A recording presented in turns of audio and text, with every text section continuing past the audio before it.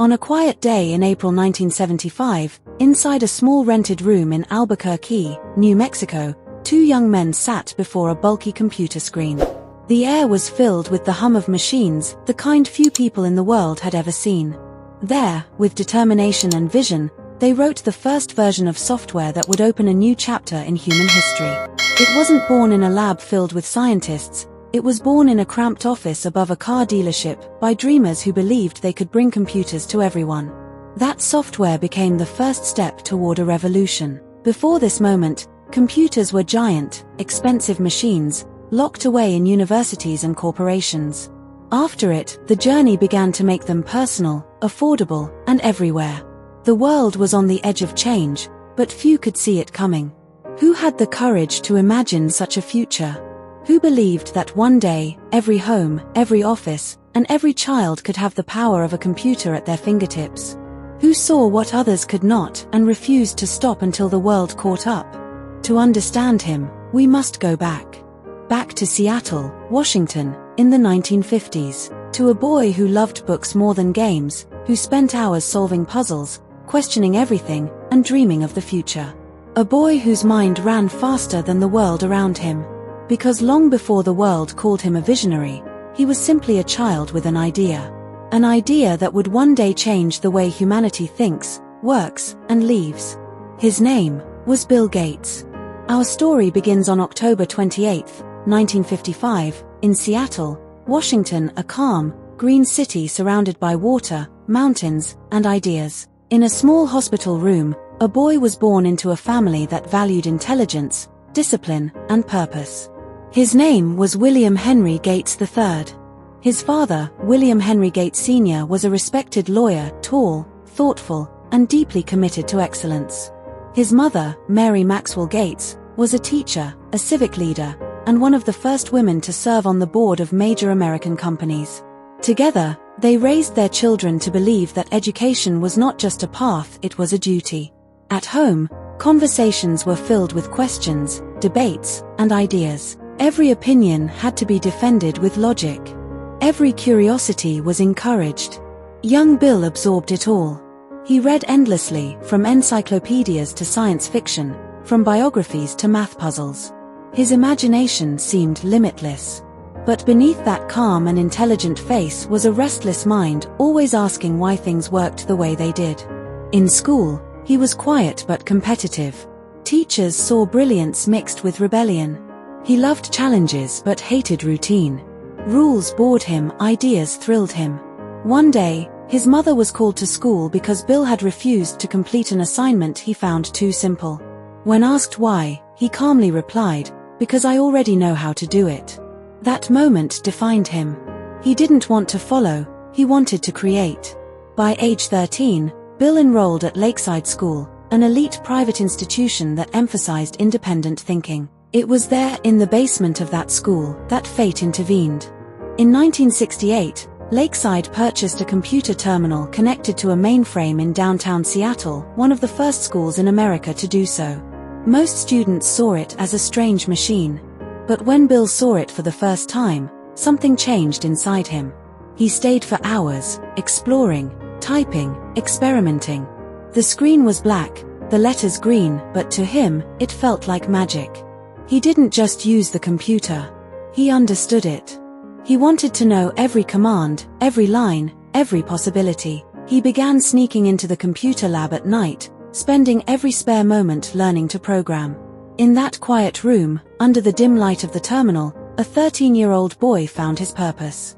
The world didn't know it yet. But in that small room in Seattle, a revolution had quietly begun. And the boy leading it was Bill Gates.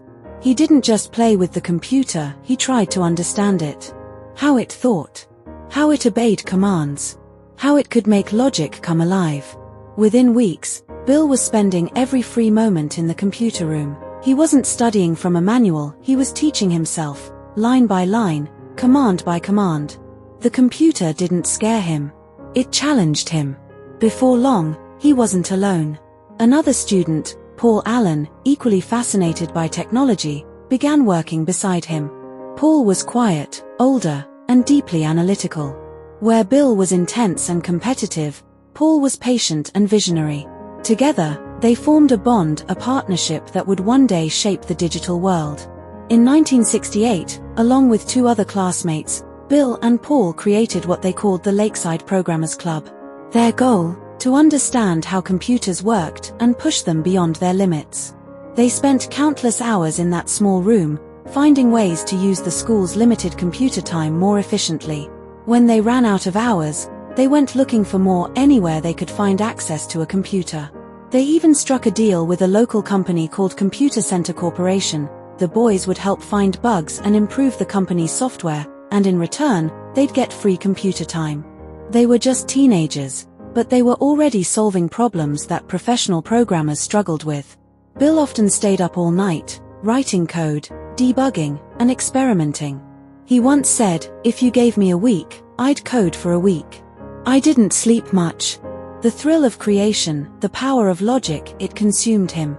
But success didn't come without mistakes. When the boys were later caught exploiting the system for extra computer time, they were banned from using it. Yet even that setback became a lesson. Instead of giving up, Bill analyzed what went wrong, found loopholes, and used the experience to become an even better programmer. That was his nature, to fail, to learn, and to rise stronger. By 1970, while most of his peers were busy with sports or homework, Bill Gates and Paul Allen were writing small programs, including one that analyzed school schedules and another that tracked traffic patterns. Their curiosity was slowly turning into skill.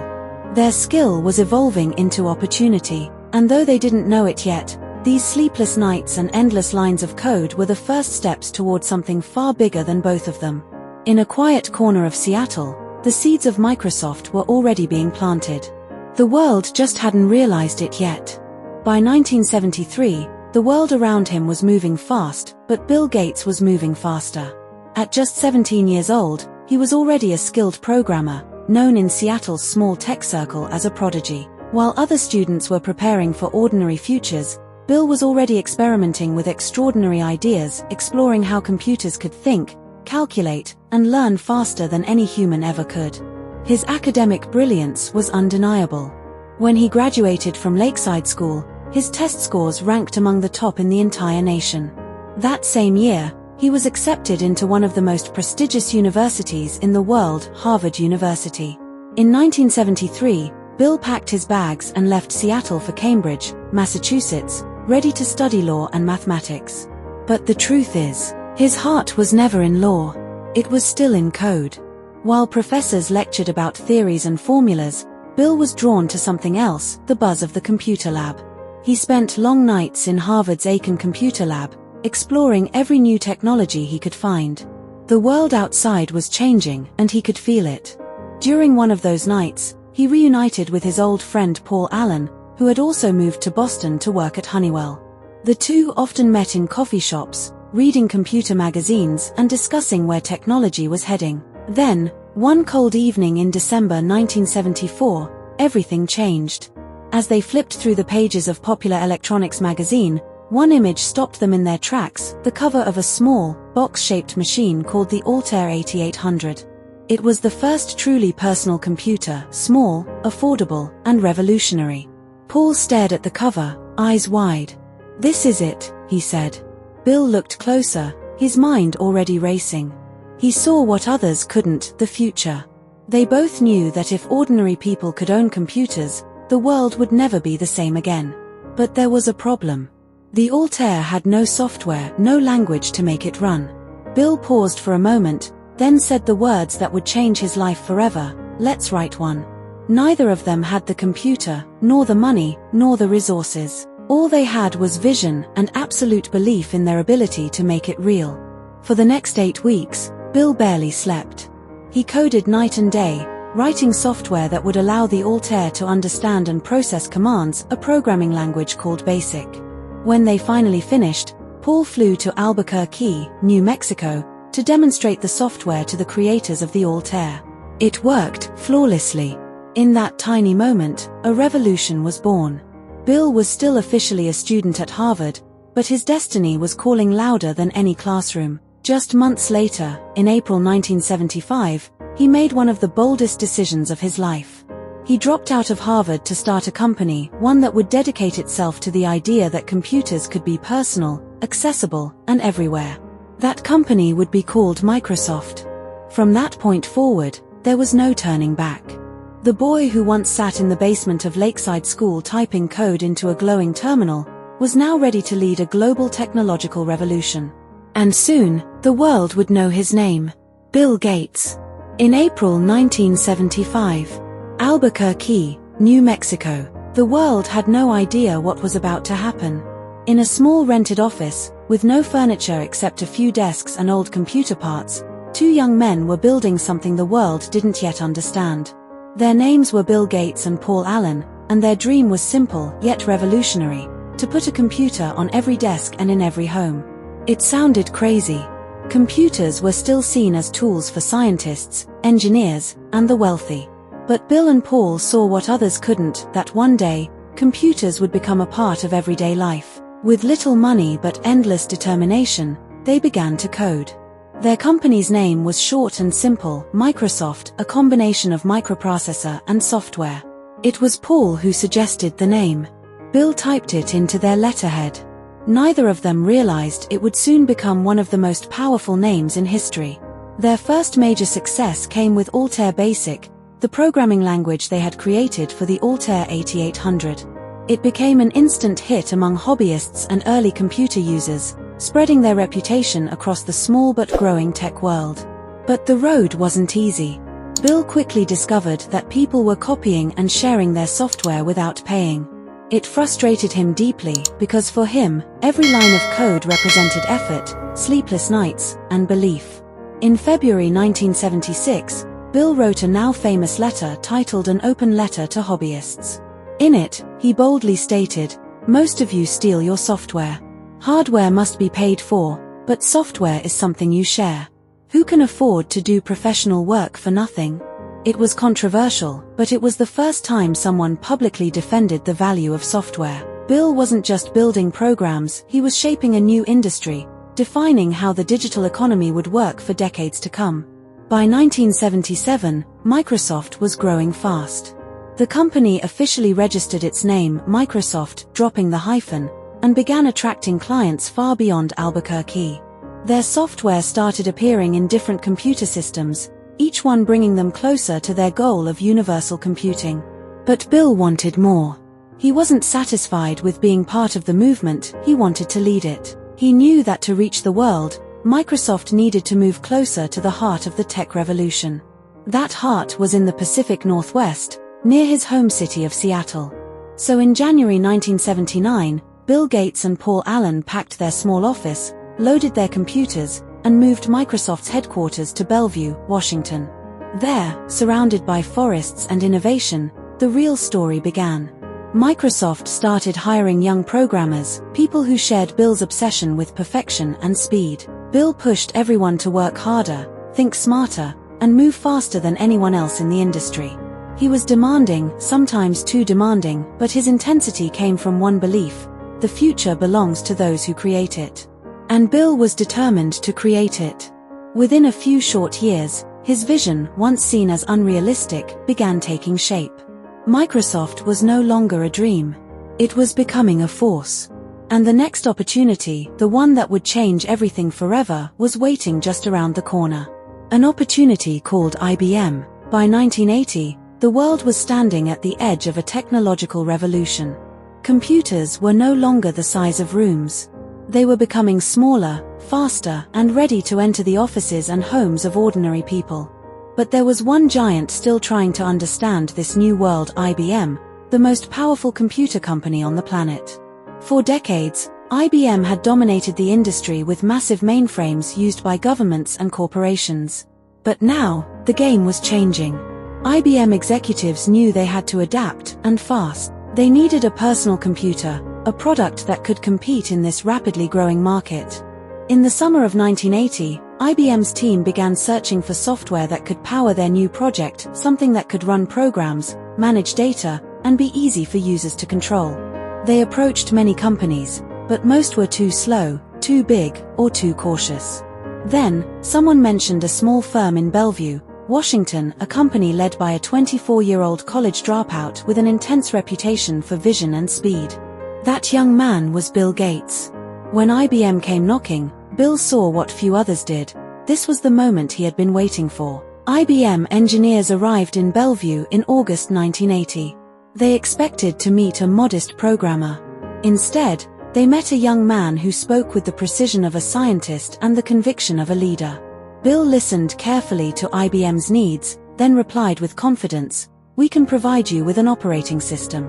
The truth was, at that moment, Microsoft didn't actually have one. But Bill knew something IBM didn't. He could find it.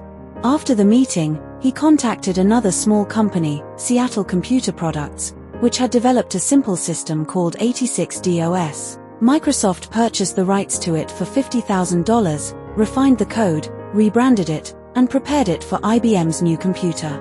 When IBM launched its personal computer, PC, in August 1981, it came with Microsoft's operating system, now called MS-DOS. The machine was an instant success. Businesses adopted it. Consumers embraced it. The personal computer revolution had begun. But the brilliance wasn't just in the software. It was in the deal itself. Bill had convinced IBM to allow Microsoft to retain the rights to license MS-DOS to other manufacturers. That single clause, overlooked by IBM, became the foundation of Microsoft's empire. As other computer makers rushed to copy IBM's design, they all needed one thing, the same operating system. And the only company that had it was Microsoft. Overnight, Bill Gates had turned a small software company into a global powerhouse. MS-DOS became the standard for the entire personal computer industry. By the mid-1980s, Microsoft's name was everywhere. The dream that began in a high school computer lab had grown into the very core of the digital age. But Bill wasn't done. Not even close. As the world celebrated the rise of computers, he was already thinking of the next step, a world where people didn't just use computers, they interacted with them, through windows, icons, and movement. The next revolution was already forming in his mind. And soon, he would bring it to life. That next revolution would be called Windows. The year was 1983. The world was changing faster than ever. The personal computer, once a dream, was now a fixture in offices across America. MS-DOS had made Microsoft a household name in the tech world, but it was still something only experts could love. It was a black screen with blinking text, efficient, but intimidating. Bill Gates saw something others didn't. He believed computers could be more than just machines for programmers and businesses. He envisioned a future where anyone, from a student to a secretary, could command a computer with ease. A future where we could see our work, not just type it. In November 1983, at a press event in New York City, Microsoft announced something that would redefine computing forever. They called it Windows, a new graphical interface that allowed users to open, move, and interact with digital windows on their screens. Many laughed. Competitors doubted it would work. Some said it was a dream too ambitious. But Bill didn't care. He had seen the future and he was determined to build it. For the next 2 years, his team worked relentlessly. The project was complex, the deadlines tight, and the pressure immense. When Windows 1.0 was finally released in November 1985, it was far from perfect. Critics mocked its speed and simplicity. Yet behind that modest beginning lay something extraordinary, the foundation of a new digital world. Microsoft kept improving, refining, and adapting. Windows 2.0 followed in 1987, then Windows 3.0 in 1990, and finally Windows 95, which turned the world upside down. In 1987, at Microsoft headquarters, Bill met a bright, determined young woman named Melinda French. She was a product manager, sharp, confident, and passionate about ideas. What began as professional respect soon grew into something deeper. Melinda challenged Bill's thinking, questioned his routines, and grounded his intensity with warmth and balance. She once said, "I fell in love with the man, but also with his mission." After years of friendship and quiet dating, they married on January 1, 1994, in a private ceremony on the island of Lanai, Hawaii. They were both deeply private people, yet their union would go on to shape the destiny of millions. As their family grew, with 3 children, Jennifer, Rory, and Phoebe, so did their vision of the world. By the mid-1990s, the name Microsoft was no longer just associated with software. It was the symbol of the digital revolution. Offices ran on Windows. Schools taught on Windows. Homes worked, played, and dreamed through Windows. The company's growth was meteoric. In 1986, Microsoft went public. Overnight, its stock skyrocketed, and Bill Gates, at only 31 years old, became the youngest billionaire in the world. But success came at a price. Inside Microsoft, the culture was fierce. Bill was known for his intensity, his relentless drive, his impossible standards, his sharp debates that could last until midnight. He wanted excellence, and he demanded it. His team respected him, but they also feared him. To work for Bill Gates was to work under constant fire. Yet those who stayed, those who endured, became part of something historic. Every line of code, every update, every product carried his obsession for perfection. And with each passing year, Microsoft grew more powerful. By the time the 1990s dawned, computers were no longer tools for a few, they were windows into a new world. A world that Microsoft built. But as his empire expanded, so did the questions. Was one company gaining too much power? Could one man shape the destiny of the world's technology? The government would soon have its say. The rise of Windows made Bill Gates one of the richest men in history, but it also placed him at the center of controversy. The next battle would not be about innovation, but about power, monopoly, and control. The world had seen Bill as a genius, a visionary, a pioneer. Now, it would see him as something else, a man forced to confront the weight of his own creation. The empire was built. The revolution complete. But for Bill Gates, the greatest challenge was yet to come. By the mid-1990s, Microsoft was no longer just a company, it was an empire. Its software powered over 90% of the world's computers. Its logo appeared in schools, offices, and homes across every continent. Bill Gates, once a young dreamer from Seattle, had become a symbol of modern success, the man who turned technology into a necessity. But with great success often comes great suspicion. In 1998, the United States Department of Justice filed an antitrust lawsuit against Microsoft, accusing the company of using its power unfairly to crush competitors and dominate the software industry. The world watched as one of the most powerful corporations on Earth was dragged into court, and at the center of it all stood Bill Gates. Cameras captured his every move.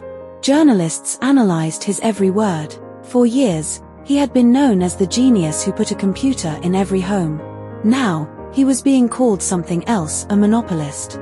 The government claimed that Microsoft had used its control of Windows to block competition, especially the rising threat of Netscape, an early web browser.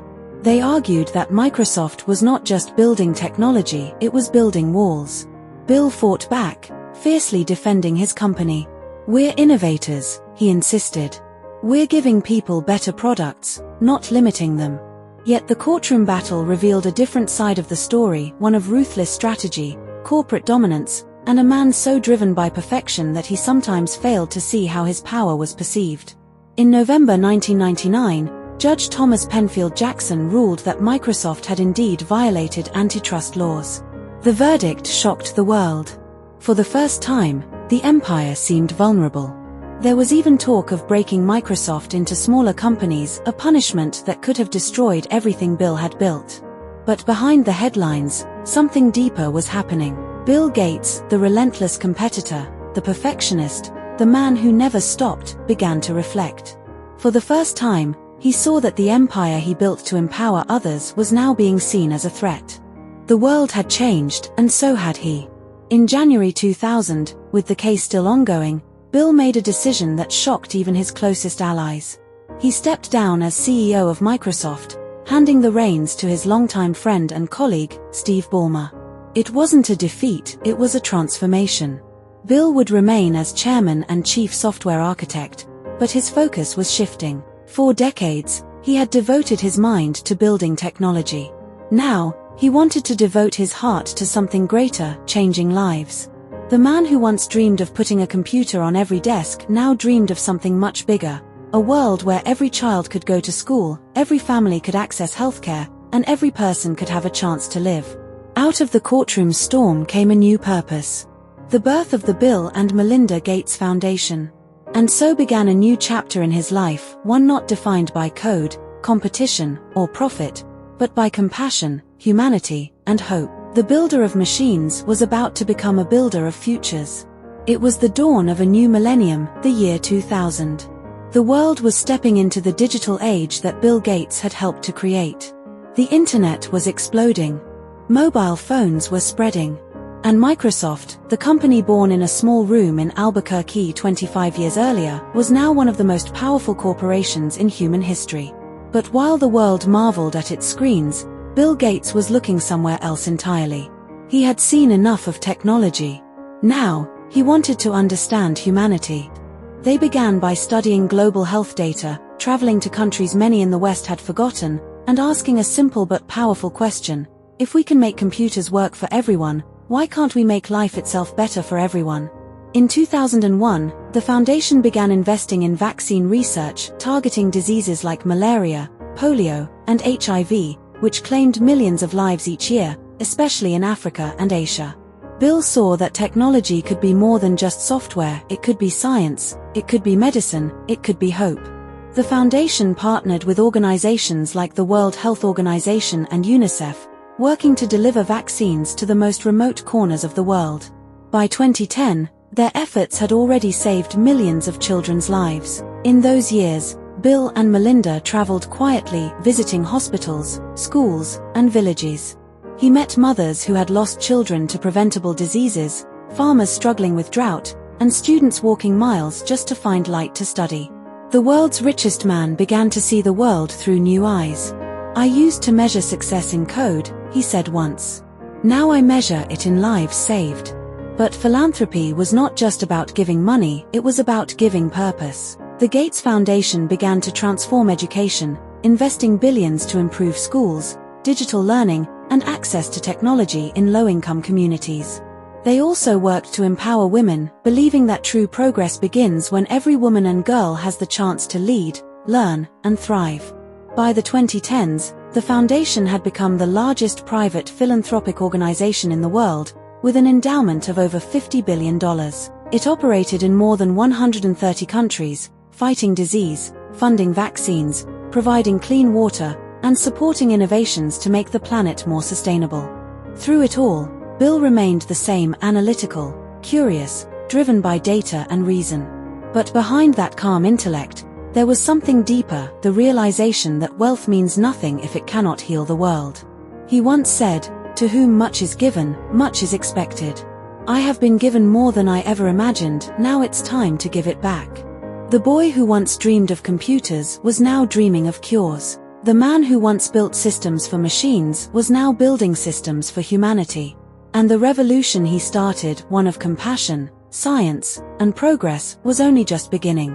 As the world moved deeper into the 21st century, Bill Gates had already done what few humans ever could: he had changed the course of history.